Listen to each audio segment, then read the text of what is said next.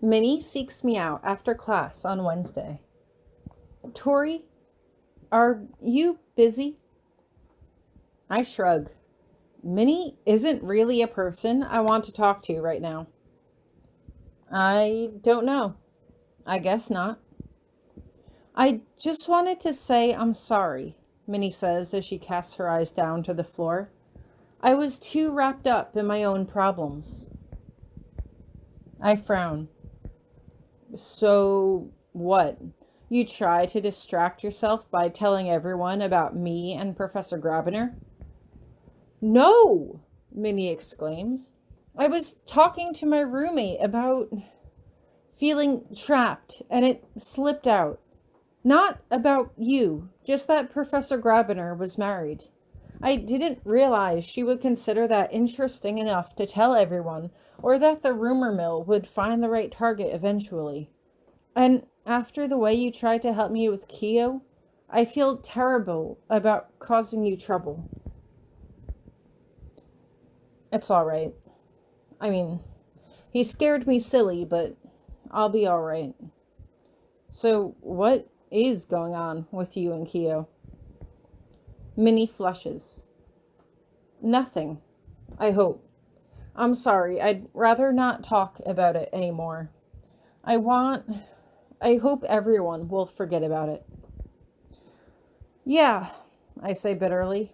I know that feeling. Of course, with the gossip about me and Professor Grabiner making the rounds, no one's likely to care about Minnie and Keo anymore. Was it really an accident that she let that slip? I don't think so, but there's nothing I can do about it now. That night, after all of my waiting, the first rumblings of thunder come in the night. Everybody out of bed! I shout. What? Ellen asks sleepily. Is there a tornado? No, it's the thunder dance, right? Virginia asks as she turns to me. Ellen cocks her head to the side in confusion. What? You tell her, I say as I throw on my robes as quickly as I can. I have to go wake up everyone else. Any vestiges of sleep are quickly chased away by the howling ruckus being raised in the gym. Everyone stomps and flails and screams. Pairs link hands and spin in circles. Someone tries to form a conga line, but they're told to break it up. Not wild enough. And then the fire dancing begins. I help shoo my classmates to the safety of the walls while a few of the upperclassmen take turns weaving fire around themselves as they twist and spin. I can't see how they're doing it. Is the fire attached to anything, or are they controlling it solely with their minds? William turns out to be one of the best, keeping multiple streams of fire whipping dangerously around his limbs. Those skills must be terrifying in a duel. But for the rest of us, there's only stomping and howling until we collapse from exhaustion and finally go back to bed. I was sort of expecting this, but I still need more sleep. In Red Magic class on Friday, I learn a spell to produce flames. It costs 25 mana to perform and summons a burst of fire that damages everything in the area. On Saturday morning, I get up terribly early and deliver the mail and the allowances. Then I'm free for the day. Or somewhat free. I have plans to visit Professor Grabiner today. I'm standing outside his door holding a tray of tea and trying to figure out how to knock. I could try to rest it against myself and keep it balanced with one hand, but if I spill this, it'll have exactly the opposite effect I was hoping for. I could hold on to the tray and shout through the door, or knock with my foot, but that would be undignified. I don't think he'd be impressed. Finally, I decide it's better to be safe than sorry and carefully set the tray down before knocking for admission. Hi, I say politely as I enter. I brought tea. Thank you. He smiles softly at me. That's very kind of you. That's my responsibility as your wife, right? To give you my kindness. He pauses and seems to draw back slightly.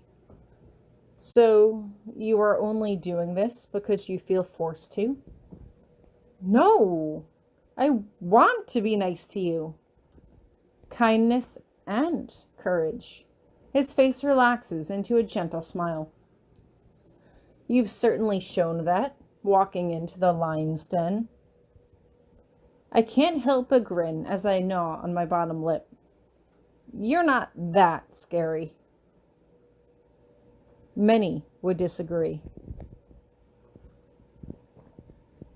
He turns away from me, taking a few restless paces across the floor. So tell me, Tori, why do you think I go out of my way to terrify students? Probably because it's fun? He raises his eyebrows. I beg your pardon? Oh, come on. You can't tell me you don't enjoy making people quake in their boots. You smile too much while you do it. Perhaps I should be more concerned about your motives, he says with a wicked grin. Do I need to test the tea for poisons? See, I say, smirking back at him. You enjoy it. His face relaxes. And do you think this is the only reason I have to terrify students? I shake my head. I think you're trying to protect us. That is my goal. Magic opens up a world of possibilities, but even the most beautiful can be deadly. It is very easy to make a mistake, particularly for those like yourself, wild seed, raised in ignorance. One slip, and you will flare up and blow out like a candle. But once put out, thy light, I cannot give it vital growth again. Thanks to Professor Potsdam's information, I have some idea what, or rather whom, he's talking about. The council sets arcane rules, and I terrorize the sheep into following them. Those who fail are cold, not of their lives, but their power. We have an excellent record for keeping students alive. And so, only the obedient shall pass. But with everyone afraid of you, you must be lonely sometimes, aren't you? Not everyone is afraid of me, he ventures.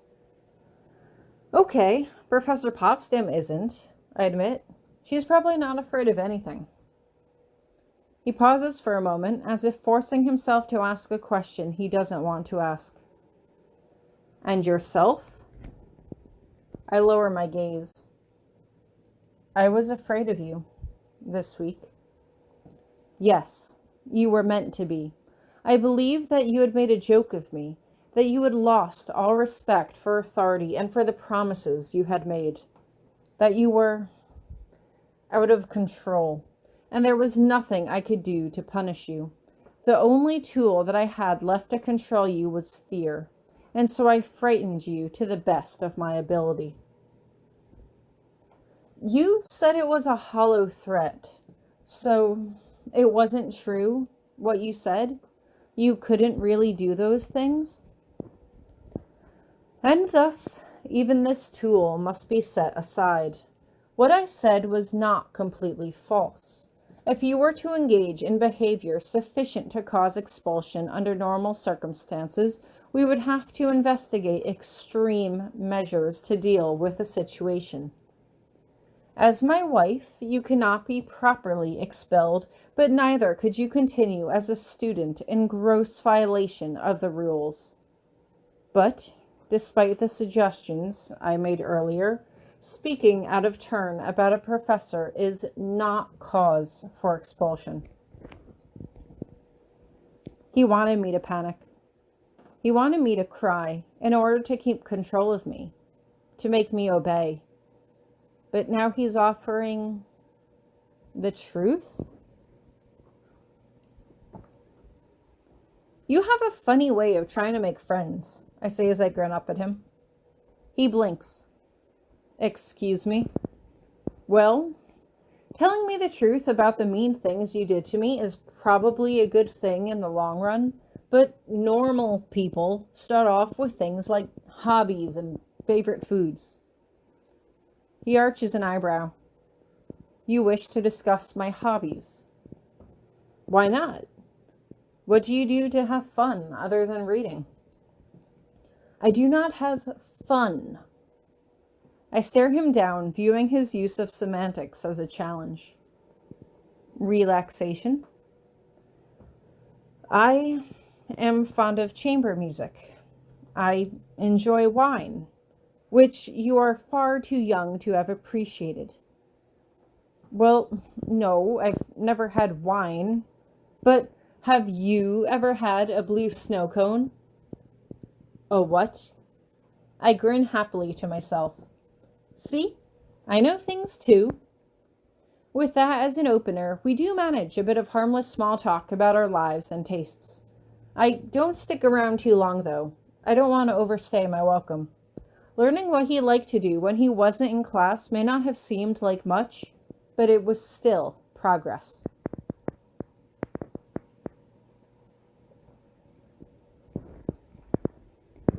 As soon as Tori closed the door behind her, Hieronymous couldn't help but let out a sigh of relief as he felt the stiff muscles in his shoulders relax. Honestly, he felt as though he had been holding his breath throughout their entire conversation, which had lasted far longer than he thought it would. He thought their age difference meant that there was absolutely no manner of discourse that could be exchanged between them, but Tori seemed much more composed and educated than he had initially given her credit for. The important thing, though, was that Tori was clearly not afraid of him, nor was she afraid to tease him. Even more importantly, she had told the truth when she admitted that she had been afraid of him this week. He tried to break things down into simple terms in his head. Tori was not afraid of him. She liked spending time with him. She was honest with him. She queried him about things she knew nothing about and thought critically about the subject in order to ask follow-up questions before stating her own opinion. In other words, she was able to engage him in conversation about topics that he didn't think would hold her interest. That was good. He couldn't think of anything either of them could have done to improve their encounter today. No, although he wished their encounter could have lasted longer, he could tell that Tori was still wary of overstepping her boundaries. But this was good. If he could keep his temper in check and Tori could continue to prove herself as a mature and considerate companion, well, maybe he could admit that their marriage hadn't been such a terrible inconvenience after all.